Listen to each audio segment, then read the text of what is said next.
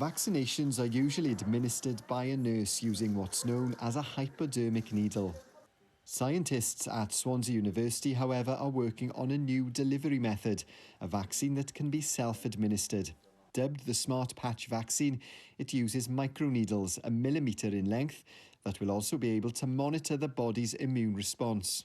These microneedles, which are meant to be delivering vaccine or administering vaccine, are also going to be acting as electrochemical sensors. So you have the outer surface, which have been modified as sensors. And what you do is you insert the microneedles and you use a device, a flash device, which you flash around it, and you get the readings, which tells you exactly how efficacious the vaccination has been. The project has taken a big step forward during the pandemic thanks to funding from the Welsh Government. It's part of a global medical engineering effort against coronavirus.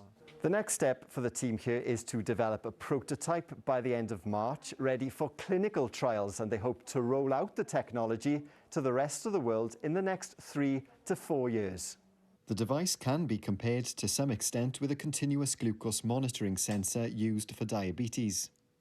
Researchers here believe the Smart Patch vaccine has a number of advantages. Particularly for people who are scared of needles and scared of injections, our needles are minimally invasive. So what this means is they do not penetrate as deep into the skin, and they do not stimulate the pain receptors as much.